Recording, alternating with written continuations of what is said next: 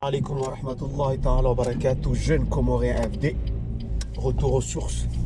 Bienvenue dans cette petite vidéo de rappel. Alors je voulais juste partager avec vous un petit échange que j'ai eu avec un de nos jeunes frères ou un de nos frères qui malheureusement est tombé dans l'alcool,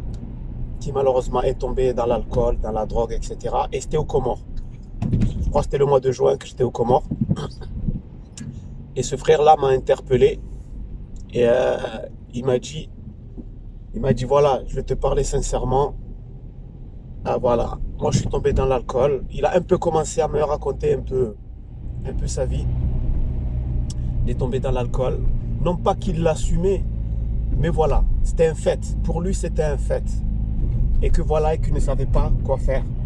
Et il me disait, voilà, moi je suis pas quelqu'un de mauvais, je suis pas quelqu'un de ceci et cela, mais voilà, j'avoue, je suis tombé dans l'alcool et à cause de l'alcool, des fois je m'embrouille avec certains membres de ma famille, etc. Et en fait, je voulais juste vous partager ce que je lui ai dit, parce que ça sert de rappel pour nous tous. Il faut savoir une chose, nous tous, autant que nous sommes hommes, femmes, petits ou grands, nous avons tous nos faiblesses, d'accord ? Il y a le côté perverse qui est en nous et il y a le côté vertueux qui est en nous. Et c'est pas moi qui le dis, c'est Allah Azza wa Jal qui le dit dans le Coran. A'udhu billahi minash shaitanir rajim. Wa nafsin wa ma sawaha fa'alhamaha fujuraha wa taqwaha. Allah jure par le nafs. Et Allah il dit, selon le sens, que celui qui a donné au nafs son côté perverse et son côté vertueux. D'accord ?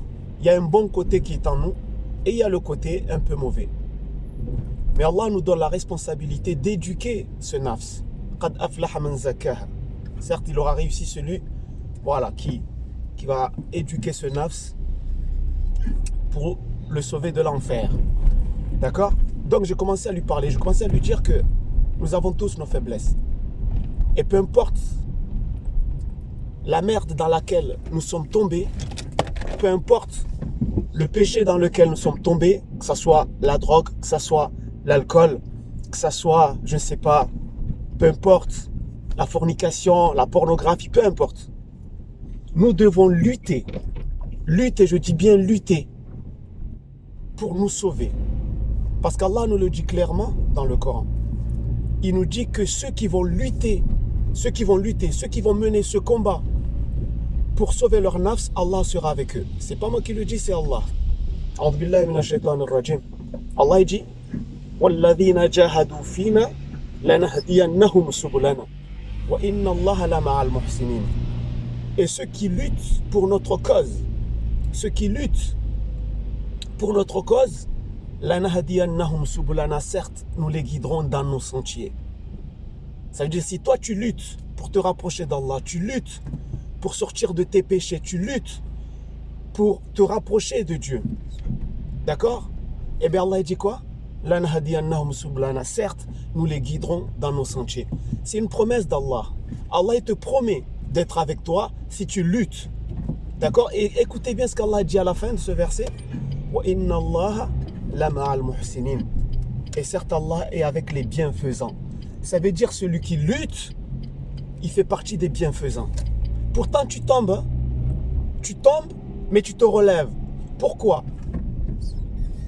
Parce qu'il faut comprendre une chose. Satan, le diable, qui est notre pire ennemi, comme Allah nous l'a dit dans le Coran, lui, son objectif, c'est de faire en sorte que tu perds la bataille. Tu perds la bataille de la vie. C'est ça son objectif. Et lorsqu'il voit que toi, tu ne luttes pas, c'est bon, il a gagné. Il a gagné parce que ça veut dire que tu es un loser. Tu abandonnes le combat. Celui qui fait mal à Shaitan, c'est celui qui tombe et qui se relève. Celui qui tombe, qui se relève, c'est comme dans un combat de boxe. Imaginez, vous avez votre adversaire, à chaque fois vous le mettez KO, mais le mec il se relève. Tu le mets KO, il se relève. À un moment donné, tu vas te dire, mais attends, mais c'est une machine ou quoi ? Il perd jamais, là, tu vas désespérer. Mais si ton adversaire, tu le mets KO, il reste au sol, c'est fini. Tu as gagné la bataille. Eh bien, c'est ça. Satan, il va nous inciter à désobéir à Allah.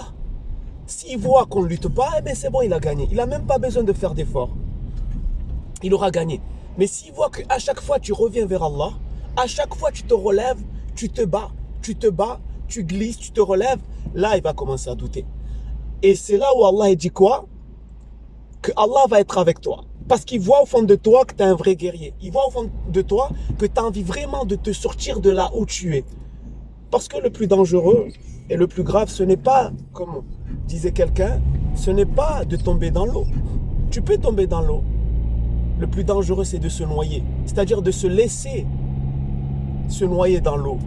Mais si tu tombes dans l'eau et que tu luttes pour t'en sortir, alhamdoulilah, au contraire, ça fait de toi un vrai guerrier. Donc sache que la vie est un combat. Et c'est comme ça. C'est pas moi qui le dis. Allah dit dans le Coran, nous avons créé l'homme pour une vie de lutte. C'est une vie de lutte, mon pote. C'est une vie de lutte. Tu dois lutter pour manger, lutter pour trouver un travail, lutter pour avoir tes diplômes, lutter pour rester en bonne santé, lutter pour sauver ton âme de l'enfer. Lutter pour sauver ton âme de l'enfer. La vie est un combat. Et ça, ce ne sont pas une phrase des philosophes ou des experts en motivation. C'est le Coran qui le dit. La vie est un combat, tu dois lutter. Donc tu dois lutter pour sortir de là où tu es. Et sache qu'Allah sera toujours avec toi.